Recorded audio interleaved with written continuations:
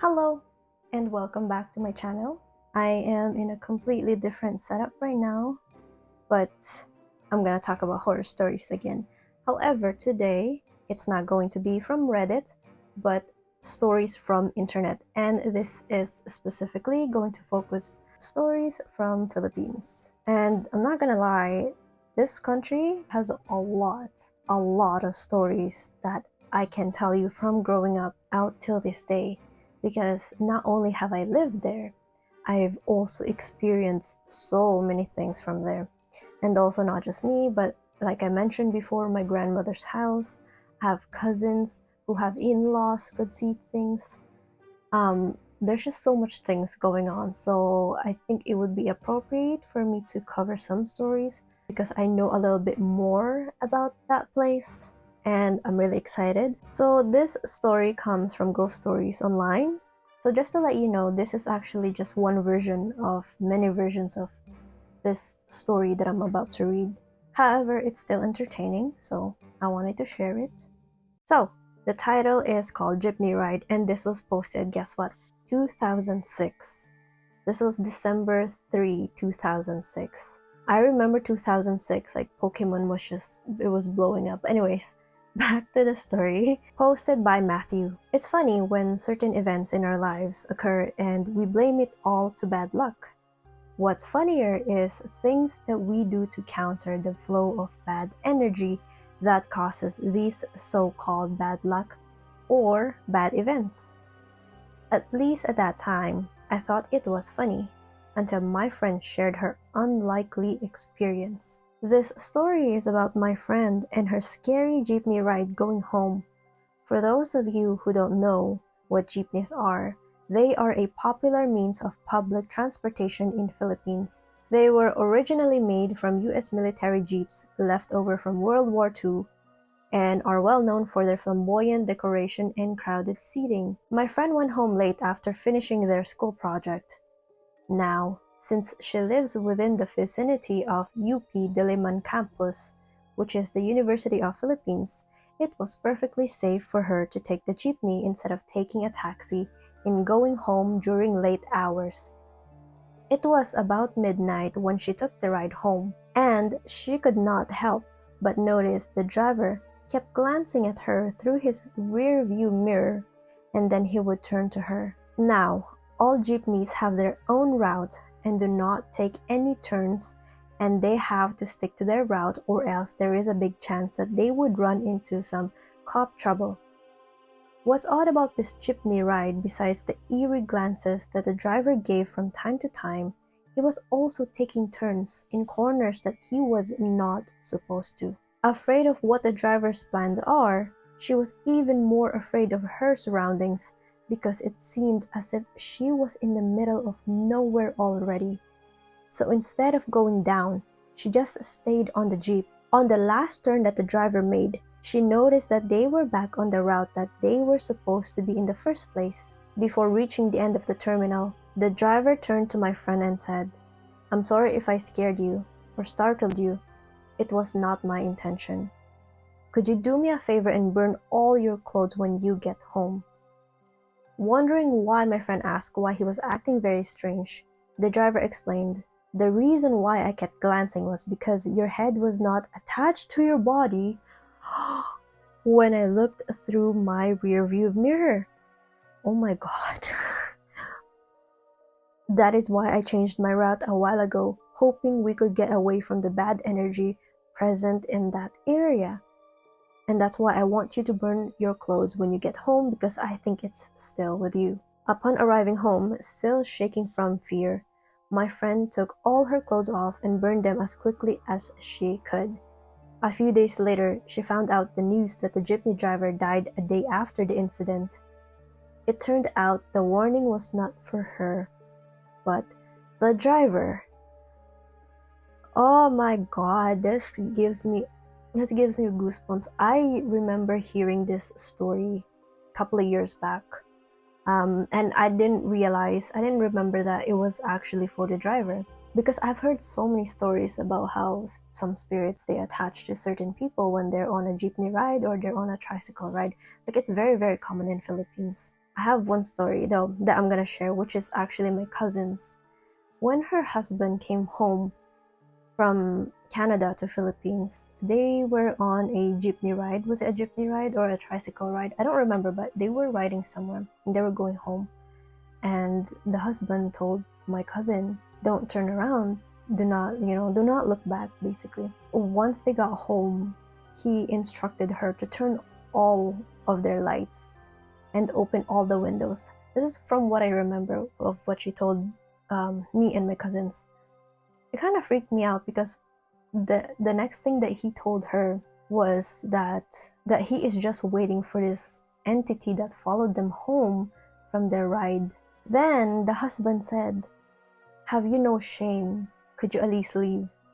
He said that to nothing. But after a while, he explained to his wife, saying that I said that because there is something that followed us home. God. It gives me goosebumps till now because when I heard her story, like her face was like kind of shocked, and we were all like in a group call. At that time it was like dark in my room, so it was like freaking me out when she was telling me that story. And the best part of this story is that he told her that what he was seeing was a headless ghost. And I have a lot of fear for headless ghosts. Like, that's been a thing since I was young that I'm just really, really scared of. So that really put like the fear meter towards me. But back to this story. This story has been here for a while now. Well, it's been posted since 2006. To think about that, this is a warning for the driver. I felt like maybe he could have taken precaution. I mean, this is not me advising the dead person to like, oh, you could have done this, but like, it is what it is. It already happened. But it's just scary to think that ominous feeling out there, because there is a legend in Philippines that if you were to see yourself as a headless person in a mirror or on a reflection, this is just like a warning of your impending doom. So you can't really do much about it. It's very freaky. But yeah, this is just one of the stories. One of the versions. It's freaky no matter what the version is, because I don't like to think or imagine that you're seeing something and it's actually a warning for you that you're gone. You're gone. So one of the commenters was like, there is a similar story here in America. Willowbrook in Justice, Illinois, which is south suburban Chicago to be precise. It's the story of Resurrection Mary. As the story goes, Mary used to frequent the Willowbrook Ballroom for dancing back in the early mid-1930s. On her way home, one night, she was struck and killed by a car. Since then, several cab drivers have reported picking up a woman either outside the Willowbrook Ballroom or near there. She gives her address to the driver, then vanishes when the cab gets near Resurrection Cemetery, which is where she's said to be buried. One time, in the 40s or 50s, a cabbie went to the address Mary had given. Her mother still lived there, and when he told her what happened, she told him Mary died in the 30s and was buried at Resurrection Cemetery. Mary was also said to hitchhike or to accept rides from gentlemen at the Willowbrook to take her home after dancing, but the same thing. She'd disappear while passing the cemetery. I lived about 5 minutes from there in 2002 to 2003, but I never saw her. I always wished I had. I don't. The heck? Why would you want to see something like that? Oh my god. I had my fair share of ghosts back home, so I'm so thankful. I've never really encountered anything here in Canada. Not that I want to. Most things comes in dreams for me, and that's enough for me to be scared, because everything in dreams are 10 times more heightened. I'll probably share some dreams I've had in upcoming episodes. I think that would be really, really interesting, because I just have so much. And I have a dream too. I have one dream actually. I want to make a short film out of it, or maybe a movie, who knows, but more of a short film because it's a dream. Okay, so one of the commenters was like, I was once part of the UP Student Council in Diliman, and we had meetings at Vinson's Hall until ungodly hours of the night. It is not uncommon for jeepney drivers to scare students with stories, especially if they wanted to entertain themselves at night on their last trip of that day. but it is also common to hear them talk of some ghost passengers in late evenings, especially a particular woman who always hails a jeepney in front of Benitez Halls, which is the College of Education, boards it, and disappears after a few meters or so. What the stories don't say is whether she pays the fare every time.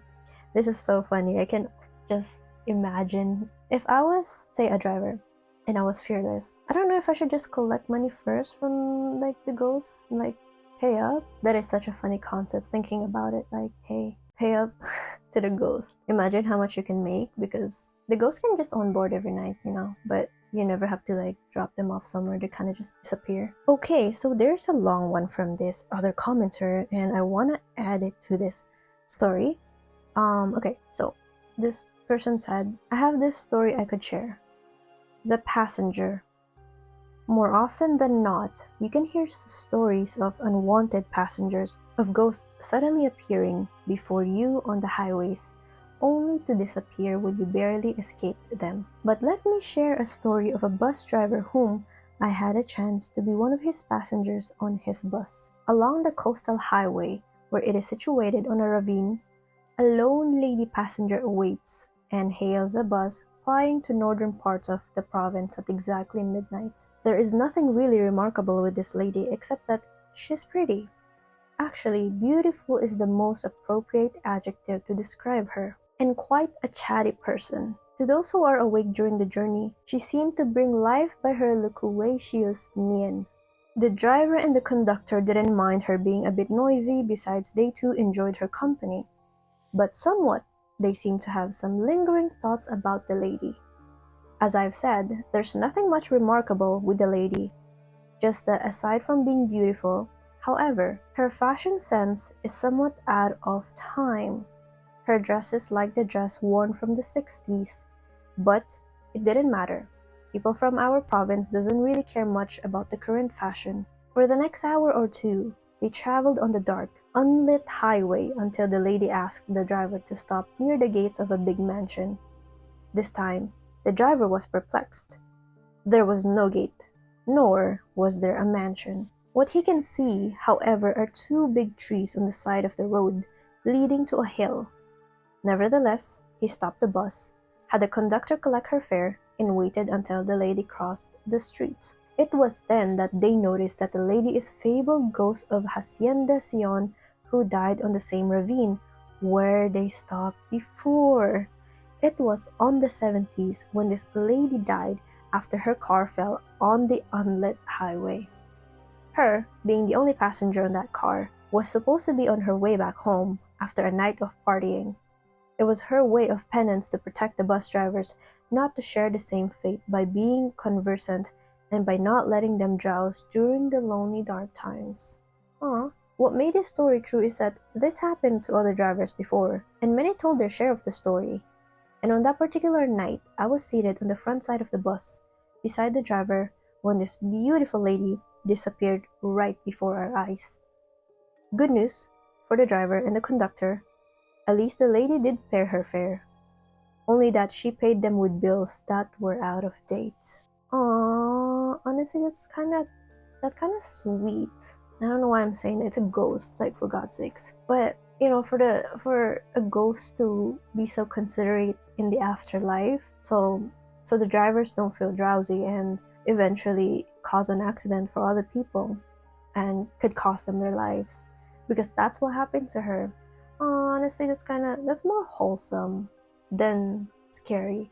But I mean, if I were to see a ghost, I will be both scared and comforted to know that, oh, okay, like, I'm being protected, even in a different way, kind of thing. I think it's just wild to think that a ghost is trying to protect you even though they don't know you, but they just don't want you to suffer the same fate.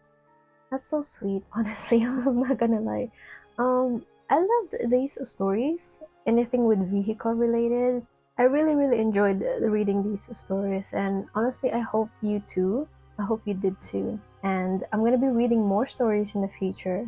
But honestly, I'm so grateful that you're here listening to the stories I'm talking about, that I find interesting, and I could share that with everybody. But if you have stories that you want to share, if you have any photos or videos I will be I always say this, I will be scared for sure to look at them, but it is what it is. I will add them. If you want me to read your stories, just send them my way, and I will read it on the next stories. Also, add me on socials. I have Instagram, TikTok, which I don't really use, and I also have a Poshmark boutique, so just, link down below. And again, thank you for being here, and I'm gonna read more stories in the future. But until then, see ya!